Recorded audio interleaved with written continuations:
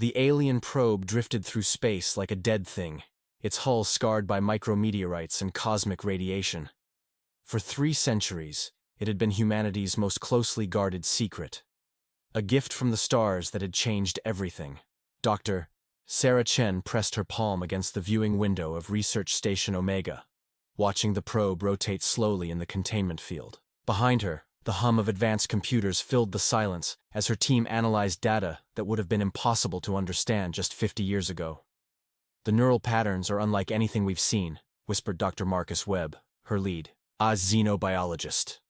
His voice shook with excitement and fear. "Sarah, these aren't just alien thoughts. They're memories. Battle memories." Sarah turned, her heart racing. The probe had been discovered in 2157 after a mining accident on Europa had cracked open an ice cavern that shouldn't have existed. Inside, perfectly preserved, was technology that defied human understanding. But it was the organic component, the alien brain tissue, that had kept the world's best scientists working in absolute secrecy. "Show me," she said. The holographic display flickered to life, showing swirling patterns of neural activity. But as the computer translated the alien thoughts into human comprehension, Sarah felt her blood turn to ice. Images flooded the display. Vast fleets of ships, each one the size of Manhattan, planets burning, civilizations reduced to ash in minutes, and at the center of it all, creatures that moved with predatory grace, the Zephyrians, a species that had conquered half the galaxy. "My God," Marcus breathed. "It's a war journal. This probe. It belonged to a Zephyrian scout." Sarah's hands trembled as she accessed the translation matrix. The alien memories were crystal clear now, playing out like a documentary of destruction. World after world fell to the Zephyrian Empire. Species that had thrived for millions of years were wiped out in days. But it was the final memory that made Sarah's legs give out. She collapsed into a chair, staring at the display in horror. The probe's owner had been scouting Earth. 300 years ago, it had been preparing for invasion. "The dates," she whispered. "Marcus, check the dates." His fingers flew over the controls. When he looked up, his face was white as paper. "Sarah, according to this, the invasion fleet is coming. It's been traveling for centuries, and based on these coordinates and the probe's travel logs." He paused, double-checking his calculations. "They'll be here in 18 months. The room fell silent except for the steady hum of machinery. Sarah stared at the alien memories playing out on the screen. Cities burning, humans screaming, Earth reduced to a lifeless rock. But something else caught her attention. In the scouts' memories, there was a pattern. Every species the Zephyrians had conquered shared common traits. Advanced technology, peaceful societies, logical decision-making processes. Humanity was different, chaotic, unpredictable, violent, in ways that even the Zephyrians might not understand. Sarah stood up slowly, a new determination burning in her chest. The probe had given them 18 months to prepare. 18 months to do what no other species in the galaxy had managed to do. As alarms began blaring throughout the station, Sarah smiled grimly. The Zephyrians were expecting to find another, peaceful civilization to conquer. They had no idea what was waiting for them. The emergency session of the United Earth Council lasted 14 hours. In a bunker buried 3 miles beneath the Swiss Alps, representatives from every nation on Earth sat in stunned silence as Dr. Chen presented her findings. President Martinez of the Americas Union slammed his fist on the table. "You're telling us that an alien invasion fleet has been heading our way for 3 centuries, and we're just finding out now?" "The probe was classified at the highest levels," Sarah replied calmly. "We needed time to understand what we were dealing with." Chancellor Okafor from the African Federation leaned forward. "And now that we know, what exactly are we supposed to do? According to your data, these Zephyrians have destroyed civilizations with technology far more advanced than ours." Sarah activated the holographic display, showing the battle records from the probe. The assembled leaders watched in horror as entire worlds burned. "Every species they conquered made the same mistake," Sarah said. "They tried to fight the Zephyrians using conventional warfare. Massive fleets, advanced weapons, logical strategies." Prime Minister Nakamura from the Pacific Alliance frowned. And that was wrong because humans don't fight conventionally. Sarah pulled up Earth's military history. While other species developed technology and abandoned their warrior instincts, we never did. We've been perfecting the art of war for thousands of years. She showed them footage from recent conflicts: guerrilla warfare in South America, urban combat in the ruins of old cities, special operations in the Arctic wastelands, humans fighting in conditions that would kill most species, using tactics that bordered on insane. The Zephyrians expect surrender after they demonstrate their superior firepower, Sarah continued. When that doesn't work, they expect conventional resistance that they can crush with overwhelming force. They've never encountered a species that views impossible odds as a challenge rather than a death sentence. General Harrison, the grizzled commander of Earth Defense Forces, stood up. His scarred face showed the years of combat that had shaped him. Dr. Chen is right. I've read the probe data. These aliens are predators, but they're used to hunting prey that runs or fights predictably. He activated his own display, showing Earth's hidden military assets. For the past century, we've been preparing for the possibility of alien contact. Underground bases, hidden weapon caches, sleeper cells in every major city. We've been ready for war since the probe was discovered.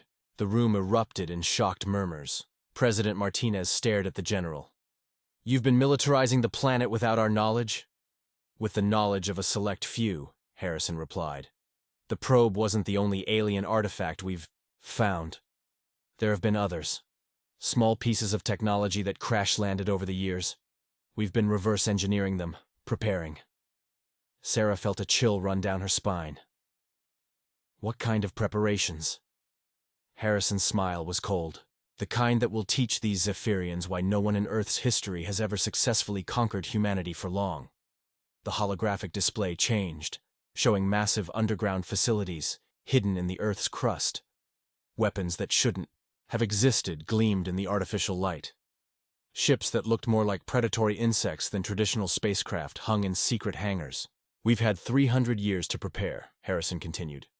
The Zephyrians are expecting to find a peaceful species with basic space travel. Instead, they're going to find something that's been sharpening its claws in the dark, Chancellor.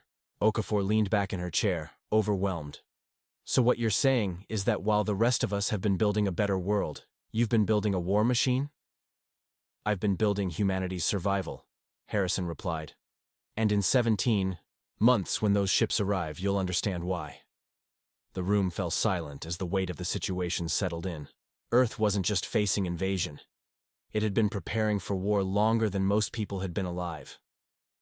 Sarah looked around at the faces of Earth's leaders and saw fear turning into something else. Something harder. The Zephyrians had made their first mistake. They had given humanity time to prepare. Across Earth, humanity transformed. The revelation of the coming invasion spread through government channels and military networks like wildfire. Within weeks, every nation had begun mobilizing resources for the greatest conflict in human history. Captain Elena Vasquez stood in the observation deck of the newly revealed Orbital Defense Platform 7, watching as construction crews worked around the clock to install weapons that had been theoretical just months ago. The platform, disguised as a communications satellite, was one of 50 that now bristled with alien tech weaponry.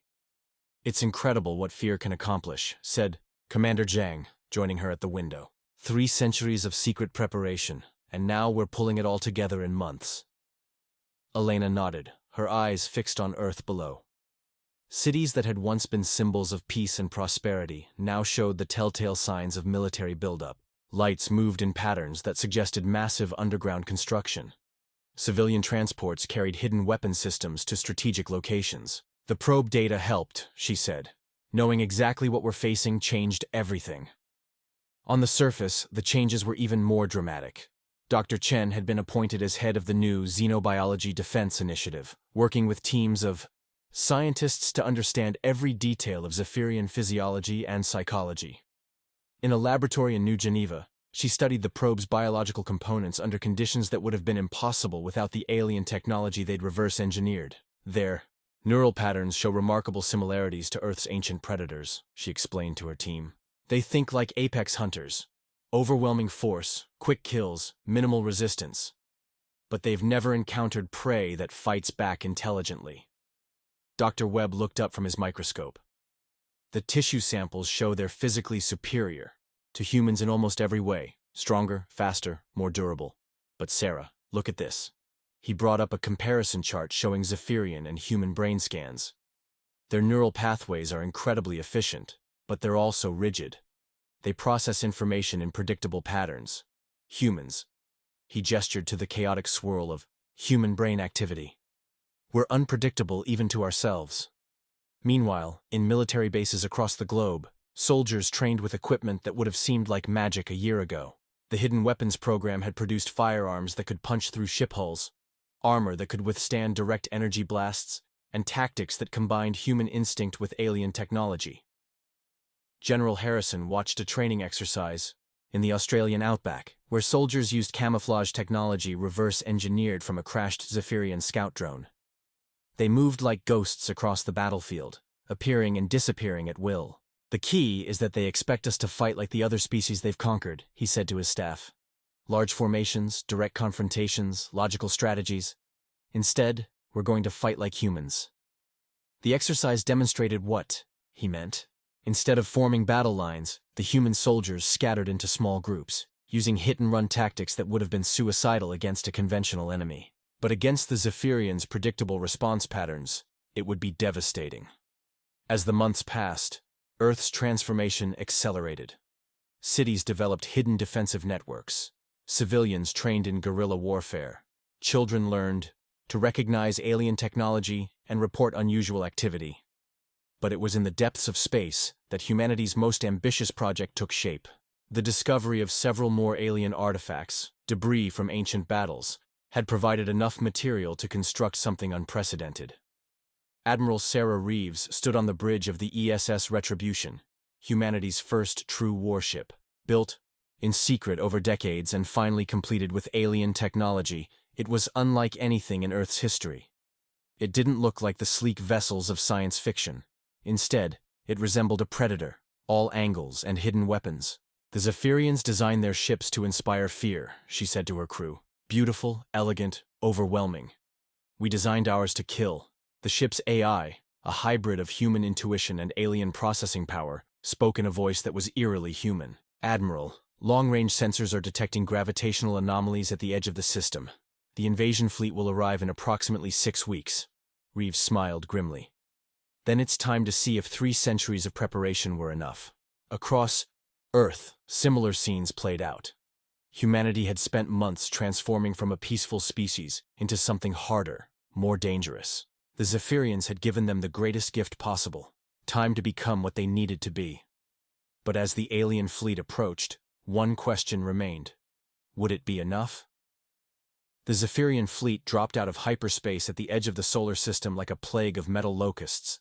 3,000 ships, each one a floating city of destruction, arranged themselves in perfect formation around Earth's sun. Admiral Kethvar stood on the bridge of the flagship Eternal Dominion, his 4 arms crossed behind his back as he studied the primitive world that would soon join his empire's collection. His scales, a deep purple that marked him as noble-born, reflected the light of the foreign star. Initial scans complete, Admiral, reported his tactical officer. The species has achieved basic space travel, orbital stations, primitive lunar colonies, nothing that poses a threat. Kethvar's inner eyelids flickered, the Zephyrian equivalent of a smile. As expected, begin standard protocol, full system scan, identify population centers, prepare for demonstration. This was how it always went. The Zephyrians would arrive, showcase their overwhelming power by destroying a few cities, and the native species would surrender. Those who submitted would become slaves. Those who resisted would be eliminated. Simple, efficient, proven across 100 worlds. But as the fleet's sensors swept across Earth's solar system, something unexpected happened. Admiral, the sensor officer called out, confusion clear in his clicking voice. I'm detecting significant gravitational anomalies. The asteroid belt, it's not natural. Kethvar moved to the sensor station, his massive frame casting shadows across the displays. What he saw made his blood turn cold. The asteroid belt wasn't natural. It was artificial. Hundreds of thousands of objects, each one carefully positioned, each one broadcasting faint energy signatures that suggested advanced technology. "Mining operations?" he asked. "Unknown, sir. The energy patterns are unusual. And Admiral, there's something else." The main display activated, showing a detailed scan of Earth's moon. What should have been a barren rock was instead honeycombed with artificial structures. Massive installations that had been hidden from casual observation but were clearly visible, to military-grade sensors. "How long have they been building this?" Kethvar whispered. Before anyone could answer, the communication array crackled to life. A message was incoming from the planet below, not the usual desperate plea for mercy, but something else entirely. The holographic display flickered, and a human face appeared. Female, middle-aged, with eyes that held no fear. Admiral Sarah Reeves, of the Earth Defense Force, looked directly at Kethvar as if she could see him through the vast distance of space. "Zephyrian Fleet," she said calmly. "This is Admiral Reeves of the Earth Space Command. You are trespassing in sovereign human territory. You have 60 seconds to begin withdrawal from our system." The bridge fell silent. In 3 centuries of conquest, no species had ever issued an ultimatum to the Zephyrian Empire. Kethvar's jaw dropped, revealing rows of razor-sharp teeth. "Open a channel," he ordered. "I want to speak to this human." The connection established, and the two admirals faced each other across the void. Kethvar's massive form dwarfed the human, but Admiral Reeves showed no sign of intimidation. "I am Admiral Kethvar of the Eternal Dominion," he said, his voice carrying the authority of countless victories. "You will surrender your world immediately, or we will take it by force. This is the only warning you will receive." Reeves tilted her head slightly. "Admiral, I think there's been a misunderstanding. You see, we've been expecting you." She gestured, and the display behind her lit up with tactical information that made Kethvar's blood freeze. Detailed schematics of Zephyrian ships, battle formations, weapon capabilities. Everything about his fleet laid out with surgical precision. "We found one of your scouts 300 years ago," Reeves continued conversationally. "Fascinating. Technology. We learned quite a lot from it. About your empire, your tactics, your weaknesses." Kethvar's 4 hands clenched into fists. "Impossible. Our scouts are undetectable." "Your scouts were undetectable to every other species you've conquered," Reeves corrected. "But humans have a different way of looking at problems. We don't just scan for energy signatures. We look for what shouldn't be there." The human admiral smiled, and it was not a pleasant expression. "You've spent 3 centuries traveling here expecting to find easy prey. Instead, you found a species that's had 3 centuries to prepare for your arrival." Kethvar cut the transmission and turned to his tactical officer. "Begin the demonstration. Destroy their largest population center. That will end this foolishness." But as the Zephyrian fleet powered up their weapons and moved toward Earth, they had no idea that humanity's real preparations were just beginning to show themselves. The war for Earth was about to begin, and for the first time in their history, the Zephyrians were facing an enemy that had been planning for this moment longer than they had been alive. The Zephyrian battle formation moved toward Earth with mechanical precision. 3,000 ships arranging themselves for what should have been a simple demonstration of power. Admiral Kethvar had chosen New York as his target, the largest human population center, visible from space, perfect for showing these primitives the cost of resistance.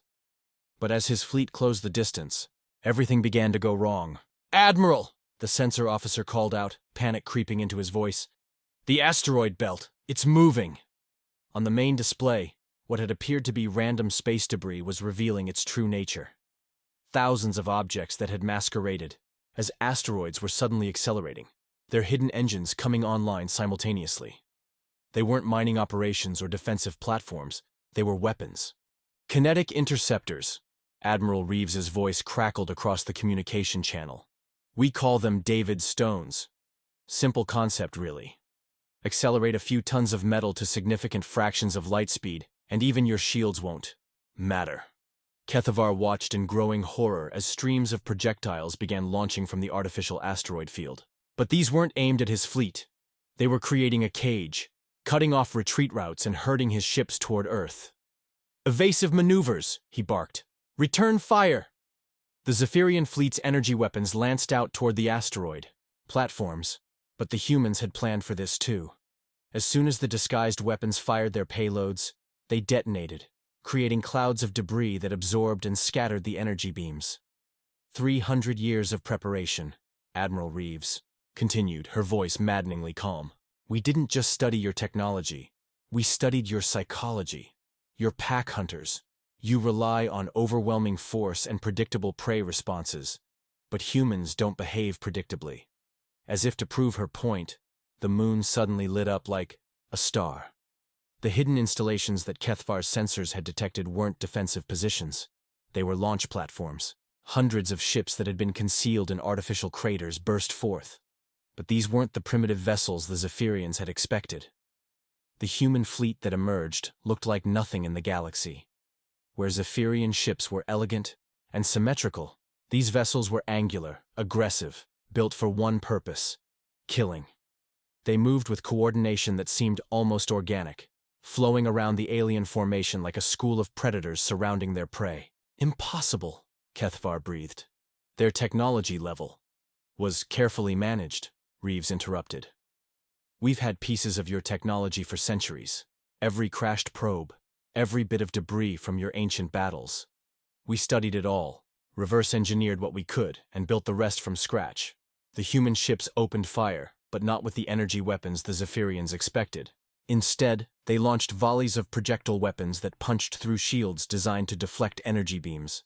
Solid matter traveling at incredible velocities, guided by targeting systems that predicted Zephyrian evasion patterns with deadly accuracy. This is madness, Kethvar's tactical officer reported. Their weapons are primitive, but they're using them in ways we've never encountered. They're targeting our sensor arrays specifically, trying to blind us. Because we know how you think, came another voice from Earth. Dr. Sarah Chen appeared on the communication screen alongside Admiral Reeves. Your species processes information in predictable patterns. Remove your sensors, and you become exponentially less effective. As if, summoned by her words, explosions bloomed across the Zephyrian fleet as human missiles found their marks. The alien superior shields held against most attacks, but the humans weren't trying to destroy the ships. They were systematically crippling them. Kethvar realized with growing dread that this wasn't a battle. It was a surgical dissection. The humans had studied every aspect of Zephyrian technology and tactics, then designed countermeasures for each one. Admiral, his communications officer called out, we're receiving surrender demands from the planet. Surrender demands? Kethvar's voice rose an octave. They're demanding our surrender? Admiral Reeves's image reappeared. Admiral Kethvar, your fleet is surrounded, partially disabled, and cut off from retreat. Your choices are simple. Surrender, and be taken prisoner, or be destroyed. You have 60 seconds to decide. The Zephyrian admiral looked around his bridge at officers who had never known defeat. His empire had conquered half the galaxy through superior technology and overwhelming force. The idea of surrendering to primitives was unthinkable. All ships, he commanded, prepare for kamikaze protocols. If we cannot win, we'll take as many of them with us as possible. But as his fleet prepared for their final desperate charge toward Earth, Kethvar noticed something that made his heart skip a beat. The human ships weren't moving to intercept them. Instead, they were pulling back, clearing a path to the planet. They're letting us through, his tactical officer reported, confused. Admiral Reeves smiled on the screen. Admiral, did you really think our preparations ended with the fleet in space? Earth has been preparing for your arrival for 300 years. Every city, every mountain, every ocean. You wanted to conquer humanity? Her smile turned predatory. Come and try. As the Zephyrian fleet committed to their final charge toward Earth, Kethvar realized they weren't flying toward victory or even honorable death. They were flying into the jaws of a trap that had been 3 centuries in the making. The Zephyrian fleet crashed into Earth's atmosphere like falling stars, their damaged ships barely maintaining controlled descents as human interceptors harried them from above. Admiral Kethvar's flagship, the Eternal Dominion, made landfall in what had once been the Amazon rainforest, carving a smoking crater into the jungle floor. As emergency klaxons wailed throughout his ship, Kethvar surveyed the tactical display with growing despair. His fleet of 3,000 had been reduced to fewer than 800 operational vessels. scattered across the planet's surface in desperate crash landings. "Status report," he demanded. 1,700 ships destroyed or disabled in orbit, his tactical officer reported, his voice hollow. "The survivors are spread across 6 continents. We're receiving distress signals from landing sites worldwide." Kethvar's forearms worked frantically over his command console. "Establish communication with all surviving vessels. We'll regroup, fortify our positions and—" The lights went out. Emergency power flickered on moments later, bathing the bridge in red light. But something was wrong. The ship's sensors, which should have been scanning the surrounding jungle, showed nothing but static. "Sensor malfunction?" Kethvar asked. "No, sir," the sensor operator replied, fear clear in his voice. "Something is jamming us. The interference is moving." Through the ship's external cameras, they could see the Amazon jungle that surrounded them. It looked peaceful, primitive, exactly what they'd expected from this backwater world. But as they watched, shadows began moving between the trees. Shadows that moved with purpose. "Admiral," came a transmission from Captain Vorth, whose ship had landed near the ruins of an ancient human city. "We're under attack. But Admiral, it's not the humans we expected. These aren't their soldiers. They're something else." The transmission cut to external video from Vorth's ship. Kethvar watched in horror as figures emerged from the rubble of the destroyed city. They moved like ghosts, appearing and disappearing in clouds of smoke and debris. Their weapons fired projectiles that seemed to come from everywhere at once. But it was their appearance that chilled him to the bone. These humans wore no uniforms, carried no banners. They were covered in dirt and camouflage that made them nearly invisible. Their faces were painted with designs that spoke of ancient warrior traditions, and their eyes held a light that Kethvar had never seen in a civilized species. "They're not fighting like soldiers," Vorth's transmission continued. "They're fighting like animals. Predators." The transmission ended abruptly. Kethvar turned to his communications officer. "Get me Admiral Reeves. Now." The human admiral's face appeared on screen, but she wasn't on a ship's bridge anymore. She stood in what looked like a primitive command bunker, surrounded by displays showing the locations of every crashed Zephyrian vessel. "Admiral Kethvar," she said pleasantly. "How are you enjoying Earth's hospitality?" "What have you done?" Kethvar demanded. "Your forces. They're not fighting according to any civilized rules of engagement." Reeves tilted her head. "Rules of engagement? Admiral, you came to our world to conquer and enslave us. Did you expect us to line up in neat formations for you to slaughter?" She gestured to the displays behind her. "What you're experiencing now is humanity's true nature. For millions of years, before we developed technology, before we built cities, we were hunters, predators. We survived ice ages, plagues, disasters that would have wiped out most species. We didn't just adapt to hostile environments, we learned to make environments hostile to our enemies." As if to illustrate her point, reports began flooding in from Zephyrian crash sites across the globe. In the Arctic, alien soldiers were being picked off by snipers who seemed to materialize from the snow itself. In the deserts of Africa, entire Zephyrian squads were disappearing into sand dunes that had been turned into elaborate traps. "You studied our probe," Kethvar said desperately. "You know our capabilities. We're stronger, faster." "Individually, yes," Reeves agreed. "But Admiral, has your species ever fought an enemy that doesn't care about individual strength, an enemy that turns your advantages against you?" The ship shuddered as something impacted the hull. External cameras showed human figures moving through the jungle with impossible stealth, placing charges on the ship's weapon systems with surgical precision. "You're physically superior to us," Reeves continued. "So we don't fight you hand to hand. You have better weapons, so we target your supply lines. You have superior technology, so we use the environment itself as a weapon." Kethvar's tactical display lit up with reports from across the planet. Zephyrian positions were being systematically isolated and eliminated, not through direct assault, but through tactics that bordered on the supernatural. Humans emerging from underground tunnels, attacks coming from directions that should have been impossible, weapons that fired once and then vanished back into the landscape. "This isn't warfare," Kethvar whispered. "This is hunting," Reeves finished. "Admiral, Your empire conquered civilized species, logical beings who fought according to predictable patterns. But humans? We never became fully civilized. Underneath our technology and our cities, we're still the species that hunted mammoths with pointed sticks. The ship's hull groaned as human saboteurs disabled system after system. Through the viewports, Kethvar could see eyes watching from the jungle, dozens of them, hundreds, all focused on his ship with predatory patience. "What do you want?" he asked, his voice breaking. Admiral Reeves smiled, and for the first time, Kethvar understood why his species had never encountered anything like humanity in their conquest of the galaxy. "Admiral," she said softly, "we want you to understand what it feels like to be prey." The transmission ended, and the jungle began to close in.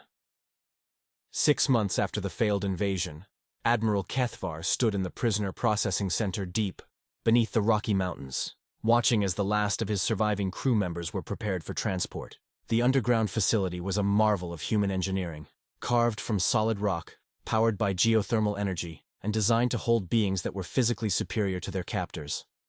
Dr. Sarah Chen approached, carrying a datapad and wearing the expression of someone who had spent months studying a fascinating but dangerous specimen. "Admiral," she said politely, "the Galactic Council has finally responded to our communications." Kethvar's inner eyelids flickered, a gesture of resignation that Dr. Chen had learned to recognize. "And what does the Council say about humanity's emergence?" "They're terrified," she said simply. "Apparently, news of your fleet's defeat has spread throughout the galaxy faster than anyone expected. 17 different species have already sent ambassadors requesting formal diplomatic relations." She activated the datapad, showing intercepts of galactic communications. The messages painted a picture of an interstellar community in upheaval. The Zephyrian Empire, once the most feared force in known space, had been brought to its knees by a species that had supposedly achieved spaceflight only recently. "The interesting part," Dr. Chen continued, "is what they're saying about us." The display showed analysis reports from various alien civilizations. Species that had cowered before Zephyrian might were now studying humanity with mixtures of respect, fear, and desperate curiosity. "They're calling us the Hunters," she said. "Apparently, the way we fought your fleet has no precedent in galactic history. No species has ever turned the environment itself into a weapon on such a scale." Kethvar looked through the reinforced windows at his officers in their cells. Once, they had been the terror of star systems. Now they were specimens in a human zoo, kept alive only to provide information about the wider galaxy. "Dr. Chen," he said quietly, "what will you do with the galaxy now that you have it?"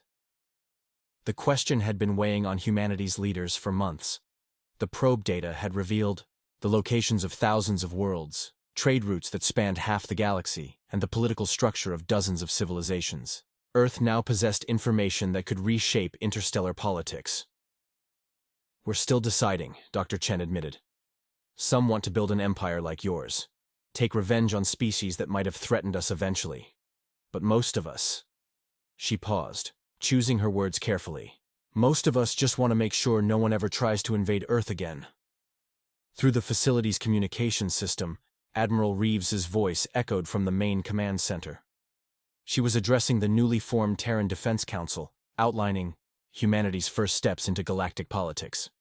"The age of easy conquest is over," her voice carried through the corridors. "Humanity will not seek to dominate the galaxy, but we will ensure that no species ever again treats inhabited worlds as hunting grounds. The galaxy has a new apex predator, and it protects the weak rather than consuming them." Kethvar turned, away from the window, his defeat complete. "Dr. Chen, in all our encounters with other species, we never found one that could match us in combat. How did humanity become so efficient at warfare?" Dr. Chen was quiet for a moment, considering how to explain something that was fundamental to human nature. "Admiral, every other species you conquered achieved peace before they reached the stars. They developed technology and left their violent past behind.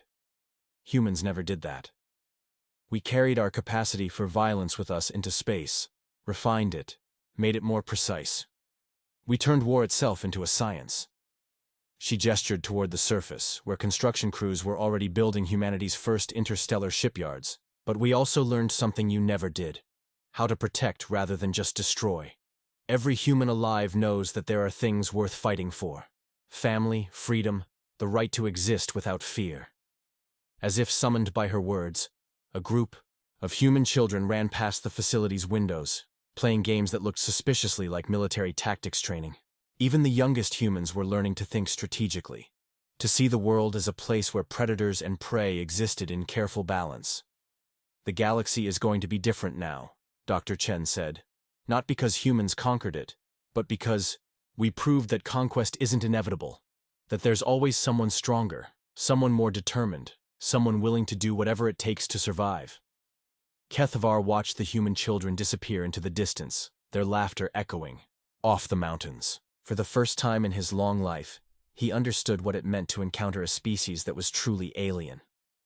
"Dr. Chen," he said finally, "what happens to my people now?" She looked at him with something that might have been sympathy. "You'll be returned to your empire, Admiral. All of you. But you'll carry a message with you."